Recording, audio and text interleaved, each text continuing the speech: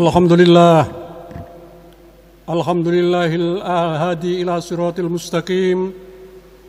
Ahmadu subhanahu wa huwal barru wa rahim. Wa asyhadu an la ilaha illallah wahdahu la syarikalah. Wa asyhadu anna sayyidina Muhammadan abduhu wa rasuluh. Habba ilayya adal amanati wa huwa ala so'alan wajil kari atul qadim.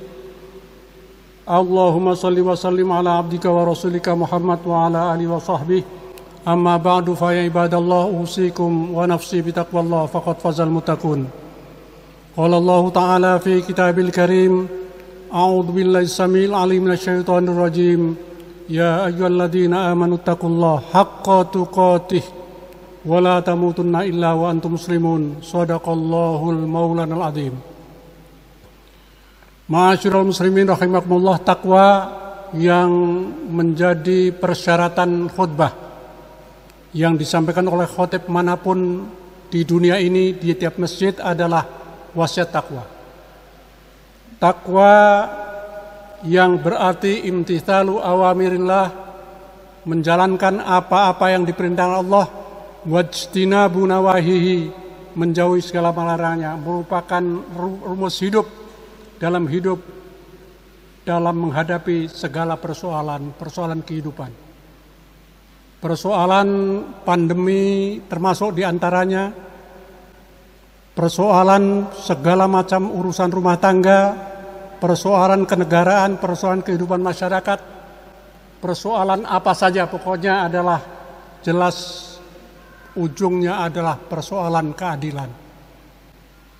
Persoalan keadilan ini merupakan pokok yang merupakan bagian yang terpenting dalam kehidupan sejak manusia yang pertama, generasi awal Qabil Habil sudah mempersoalkan keadilan. Nabi Musa alaihissalam ribuan tahun sebelum Masehi juga membicarakan keadilan, apalagi bangsa kita. Masalah pandemi belum selesai, pilkada muncul, carut-marut kehidupan datang, itu pada ujungnya adalah persoalan keadilan. Pantas kalau Nabi Musa alaihissalam yang dituturkan oleh Rasul Muhammad sallallahu alaihi wasallam di dalam sebuah kitab hadis, kitab tafsir yang ditulis oleh Al-Allamah Syihabuddin Al-Alusi, yang sekarang mungkin lebih pantas disebut Profesor Al-Allamah Syihabuddin Al-Alusi, dalam sebuah tafsirnya Ruhul Ma'ani. Di dalam Ruhul Ma'ani, Syihabuddin Al-Alusi mengutip hadis Rasul tentang dialog Nabi Musa alaihissalam kepada Rabb-nya. Dimulai dengan pertanyaan, Ya Rabb, ayyu ibadika kamu? Ya Rabb, siapa di antara hambamu yang paling adil, yang paling bijak, al-hakim, yang arif bijaksana? Siapa di antara hambamu yang paling adil, ya Allah? Menghadapi pertanyaan yang singkat itu, Allah memberikan jawaban, Hai Musa, hambaku yang paling adil di atas jagat raya ini adalah hambaku yang alladzi yahkumun nasu kama yahkum nafsi, hambaku yang dapat memperlakukan orang lain sebagaimana yang bersangkutan memperlakukan dirinya sendiri. Manakala kita bisa memperlakukan orang lain seperti memperlakukan diri, itu artinya kita termasuk orang yang adil. Bisakah kita melakukan seperti itu? Seringkali sangat sulit. Adil adalah menganggap semua orang sama di hadapan hukum. Itu kata para ahli hukum. Equality before law. Menempatkan pada keadilan bukan adil. Keadilan adalah tajam ke bawah, tumpul ke atas. Karena itulah Al-Quranul Karim di dalam surat yang kelima, surat Al-Ma'idah, ayat 8 Allah menyatakan, ya ayyuhalladzina amanu kunu qawwamina lillahi syuhada'a bil qisti. Ya Allah, ya hai orang yang beriman, jadilah engkau penegak keadilan, menegakkan keadilan. Wala yajrimannakum syana'anu qaumin ala alla ta'dilu. Janganlah rasa bencimu kepada orang lain sampai Anda menyeret Anda berbuat tidak adil mereka. Yang temannya, koleganya, kroninya diberikan proyek, yang lain disuliti, sulit, diberikan perlakuan sulit, itu bukan adil. Wala yajrimannakum syana'anu qaumin ala alla ta'dilu. Janganlah rasa bencimu kepada orang lain sampai menyeret engkau berbuat tidak adil pada mereka. Karena itu termasuk, dan persoalan keadilan erat kaitannya dengan persoalan jabatan, persoalan duit, persoalan uang, persoalan kekayaan. Biasanya orang berebut jabatan karena masalah kekayaan. Karena itulah Nabi Musa melanjutkan pertanyaan menghubungkan dengan kekayaan. Ya Rabbi, ayyu ibadika aghna. Ya Allah, siapa di antara hambamu yang paling kaya? Kalau di dunia ini yang paling kaya Jeff Bezos, yang punya kekayaan 125 miliar dolar. Kalau di Indonesia siapa yang paling kaya? Di dunia dulu menggeser Bill Gates, bos Microsoft, itu kaya. Kalau di Mekah pada zaman Rasul siapa yang paling kaya? Di dalam Al-Quran surat Az-Zukhruf surat yang ke-43 ayat 31, wa qalu laula nuzila alaina al-Qur'an ala rajulin minal qaryataini adim. Sekiranya Al-Quran itu benar, mestinya turunnya bukan kepada orang yang melarat, model Muhammad bin Abdullah.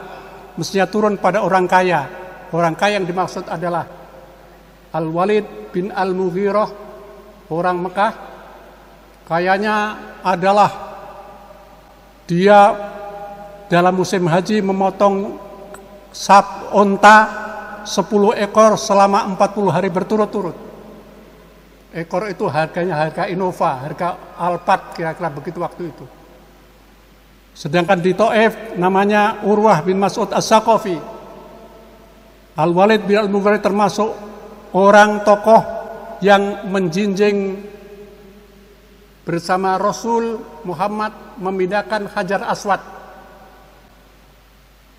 Kekayaan menjadi dambaan. Karena itulah Allah, Nabi Musa mengatakan, ya Rabbi, siapa di antara hambamu yang paling kaya?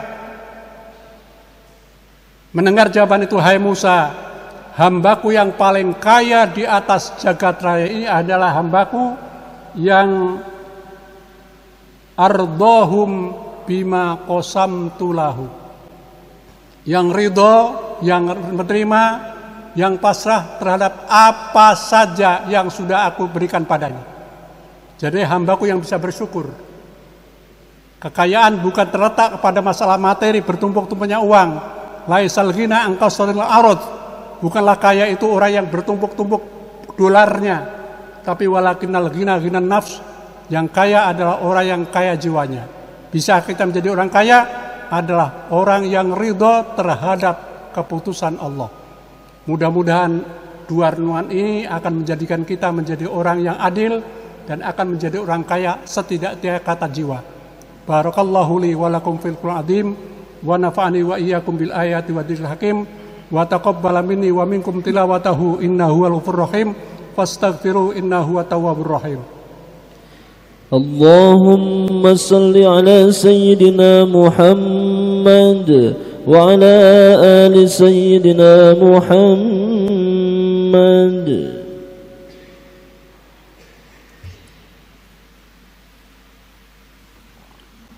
Alhamdulillahi rabbil alamin wassalatu wassalamu ala asyrafil anbiya'i wal mursalin wa ala alihi wa ashabihi ajmain. Asyhadu an la ilaha illallah al-malikul haqqul mubin wa asyhadu anna Muhammadan abduhu wa rasuluh shadiqul wa'dil amin. Wala khawla wala quwwata illa billahil aliyil azim.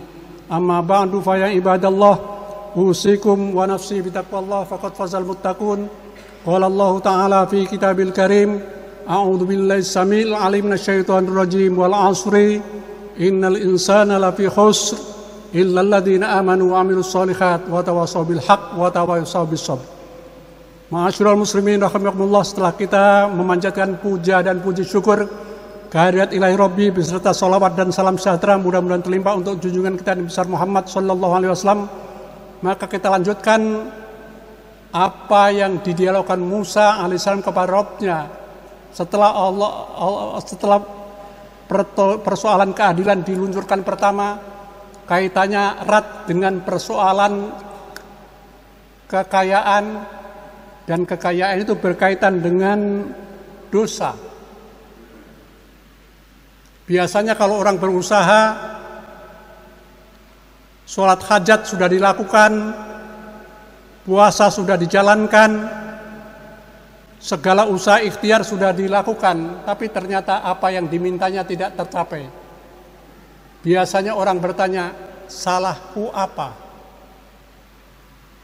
Usaha sudah dilakukan, doa sudah dipanjatkan, tapi ternyata belum dikabulkan. Bukan tidak dikabulkan, belum dikabulkan. Makanya biasanya orang bertanya, oh mungkin kaitan dengan dosa. Dosaku banyak kali. Karena itulah pertanyaan yang ketiga, Nabi Musa mengapelkan, ya Rabbi, ayu ibadika akhsya. Kalau demikian, siapa di antara hambamu yang paling takwa, yang paling takut pada Allah, yang sedikit dosanya? Mendengar pertanyaan itu, Allah memberikan jawaban, hai Musa, hambaku yang paling takwa adalah hambaku yang a'lamuhum bi, hambaku yang tahu siapa aku. Orang yang tahu Allah berarti akan tahu diri, orang tahu diri berarti tahu Allah. Allah itu Maha Kuasa, tidak bisa diatur. Kita seringkali ngatur Allah, memaksa dalam tanda kutip. Karena itulah orang yang ridho terhadap keputusan Allah berarti dia tahu man arafa nafsahu faqad arafa rabbahu. Siapa yang tahu dirinya dia tahu Allah, sebaliknya siapa yang tahu Allah dia akan tahu dirinya. Karena itulah kalau orang itu tahu diri berarti orang itu mau bersyukur, dan syukur artinya applied-nya, pelaksanaan adalah wa amma bi ni'mati rabbika fahadis. Kalau engkau mendapatkan kenikmatan, bagi-bagi, ceritakan pada orang lain. Jangan omong doang. Kalau punya duit, bagi-bagi. Sesuai dengan haknya. Kalau kau punya duit, gak usah kecil hati. Ajarkan ilmu. Itu grade kedua. Ilmu kurang atau tidak punya ilmu, gak usah khawatir. Bantu dengan tenaga. Tenaga sudah ripuh, doakan. Grade yang keempat, doa nggak bisa, jangan bikin repot orang lain. Berarti syukur artinya 5 tingkatan, bagi-bagi kalau punya, kalau nggak punya ajarkan ilmu, kalau nggak punya ilmu bantu tenaga, kalau tenaga nggak bisa doakan, itu minimal. Kalau nggak bisa berdoa, jangan membuat repot orang. Itu yang terjadi sekarang ini, jangan menolong, membuat repot seluruh. Mudah-mudahan renungan 3 pertanyaan dan jawaban dari Allah akan menjadi motivasi dalam kita beribadah kepada Allah. Innallaha wa malaikatahu yusalluna 'alan nabi ya ayyuhalladzina amanu sallu 'alaihi wa sallimu taslima. Allahumma shalli wa sallim wa barik wa sallim wa radhiyallahu baraka ta'ala kulli sahabati rasulillah ajmain. Allahumma ighfir lil muslimina wal muslimat wal mu'minina wal mu'minat al ahya'i minhum wal amwat innaka sami'un qaribun mujibud da'wat wa ya qadal hajat wa ya qadal hajat. Rabbana ighfir lana wa li walidina warhamhum kama rabbawna shaghira. Allahumma barik lana fi ilmina wa barik lana fi rizqina wa barik lana fi kulli ma ataitana ya Allah ya rabbal alamin innaka ala musyahidin. Allahumma barik fi dzurriyyatina wahfadhum wa la tadurrahum wa fikum li ta'atika warzuqna birrahum Rabbana atina fid dunya hasanah wa fil akhirati hasanah wa qina adzabannar. Subhana rabbika rabbil izzati amma yasifun. Wassalamun alal mursalin walhamdulillahi rabbil alamin. Ibadallah, innallaha ya'muru bil adli wal ihsan wa ita'i dzil qurba wa yanha 'anil fahsya'i wal munkari wal baghi ya'idukum la'allakum tadhakkarun. Fadhkurullahal 'azim yadhkurkum washkuru 'ala ni'amihi yazidkum wa la dzikrullahi akbar.